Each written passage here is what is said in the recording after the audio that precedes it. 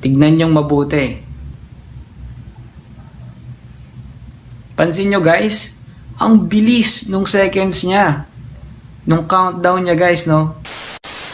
What's up guys? Welcome sa Joseph's Blessing YouTube channel. Ako nga po pala si Joseph at maraming salamat dahil nandito ako muli sa aming channel. At kung bago ka naman dito sa aming channel, please don't forget to subscribe and click the notification bell para lagi kang updated pag may mga bago tayong videos. Ang content ko ay more on money making online using our smartphone or laptop, na kung saan pwede tayong kumita ng pera kahit nasa bahay lang o kahit nasaan, may internet man tayo o wala. Ang content naman ng aking asawa na si Blessing ay more on beauty tips, travel, at song and dance cover. Okay guys? Ayos ba? So medyo marami tayong content, no? Click mo lang yung playlist para mas madali mo mahanap kung ano talaga yung hinahanap mo or yung gusto mong videos na mapanood.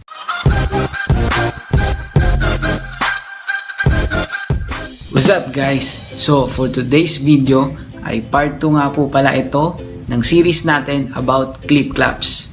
So dito ay papakita ko sa inyo kung nasan nga ba yung clap code nyo at kung paano gamitin yon, at ano nga ba yung magiging benefit nun sa atin parehas kapag ginamit nyo yung clap code ko, at kung paano din mag-scan ng QR code para magkaroon ng friend dito sa clip claps, at ano yung magiging benefit nun sa atin parehas kapag in-scan nyo yung QR code ko. At pangatlo, at yung maganda dito guys, ituturo ko sa inyo yung mas okay na tricks. Alam ko marami na kayo napanood na tricks dito sa clip claps, pero mas okay to. Alamin nyo guys kung bakit ko nasabi na mas okay to at iba to sa mga napanood nyo ng tricks dito sa clip claps.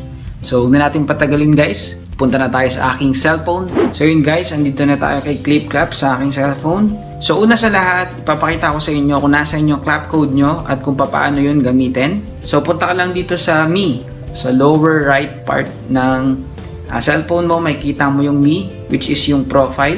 So, click mo lang yan. Dito mo makikita yung clap code mo. So, paano nga ba ilagay yung clap code ko? At ano yung maging benefit natin parehas? So, click mo lang yung arrow na to. Yan. Click mo lang yan. And then, scroll ka lang sa baba. Join clap team. Mapapansin nyo guys, meron na ako ditong nailagay na clap code, which is yung clap code ng main account ko. Ayan, 2853-435776. Please, ayan po yung gamitin nyo guys para makakuha kayo ng points sa akin. Pag kinlik nyo yan guys, ang sasabihin dyan, maglagay po kayo ng clap code at makakakuha kayo ng 5,000 points. Pag ginamit nyo nga guys yung clap code ko. So, proceed naman tayo guys sa QR code. Ano yung magiging benefit natin parehas pag ginamit nyo yung QR code ko or in-scan yung QR code ko at naging friend tayo? So, punta lang kayo dito sa My Friends. Yan. Click niyan si My Friends. And then, Add Friends. So, dito nyo makikita guys yung QR code nyo. Yan. My code. So, ayan yung QR code ko. Pero ito yung sa second account ko guys. Hindi yan yung i-scan nyo dapat. So, paano nyo makikita yan? Makikita nyo yung QR code ko guys ay naka-upload yan sa Facebook page ng Joseph's Blessing. At paano nga ba makakapunta doon? All you need to do ay punta ka lang sa description ng video na to at may link doon. Click mo lang yon at mag-open na yung QR code ko na naka-upload nga guys sa Facebook. So, papakita ko sa inyo guys dito. O-open ko lang yung QR code ko dito sa laptop at doon ko siya i-scan. At click nyo nga yung scan code na yan. Ito. Click nyo yan at magbubukas yung camera nyo guys. So, yan. Naka-open na yung laptop ko. Try kong i-scan yung QR code ng main account ko guys. So yan, na-scan na siya. Add. Yon, success. So kapag send na ako ng friend request sa main account ko, ano nga ba yung makukuha o benefit natin kapag nag-scan tayo ng QR code or kapag in-scan yung QR code ko at naging friend tayo? So makikita natin yan dito sa may rewards. Click nyo yung rewards and then yung free. Click nyo yung free. So sabi nga dito guys, how it works, number 1, invite friends through the buttons below or have your friends scanned by a QR share. So, ito yung mga button sa baba. Yan.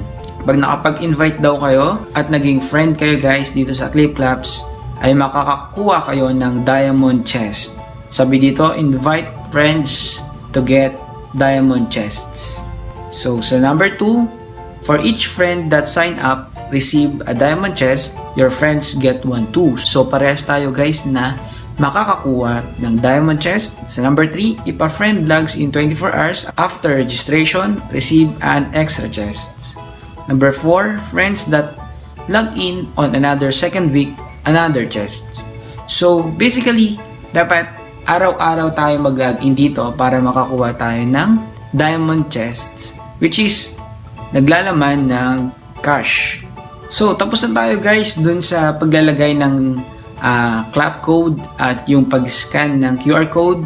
Ito na yung pinaka-okay or pinaka-maganda dito guys, ay tuturo ko sa inyo yung tricks kung paano makapag-farm ng points dito sa Clipclaps.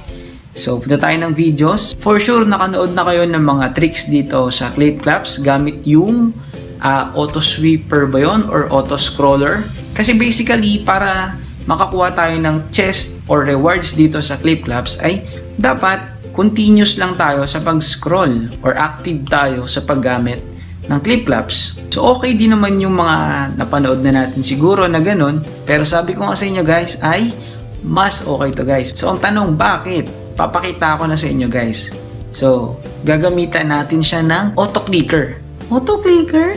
So papakita ko na nga guys. O-open ko na si auto clicker, enable. So open lang natin si Clipclaps ulit. Yan. Kailangan lang natin gawin guys ay i-play natin yan. So, anong naging special dito or bakit mas maganda? Kung mapapansin nyo guys, off ko muna. Yung settings ko dito ay naka 1 millisecond, which is napakabilis mag-click ng auto clicker na to, no? Ganyan yung dapat na settings sa tricks na to na dapat nyong gamitin or gayahin guys. So, ano nga bang special dito guys? So, sabi ko nga sa inyo guys, kung mapapansin nyo yung segundo, normal yung counting niya. Pansinin nyo. Yan. Yung seconds dyan. Normal yung counting. 9, 8, 7, 6, 5. So, normal yung countdown niya. Pero, once ginamitan natin siya ng auto clicker, tignan nyong mabuti. Pansin nyo guys, ang bilis nung seconds niya. Nung countdown niya guys, no? 29, 28, 26, 25. O, diba? Ang bilis. Hindi normal yung pag-countdown niya. So, logically, pag mas mabilis yung countdown or mas mabilis yung waiting time para makakuha ng rewards, mas mabilis din tayo makakakuha or makakapag-farm ng points.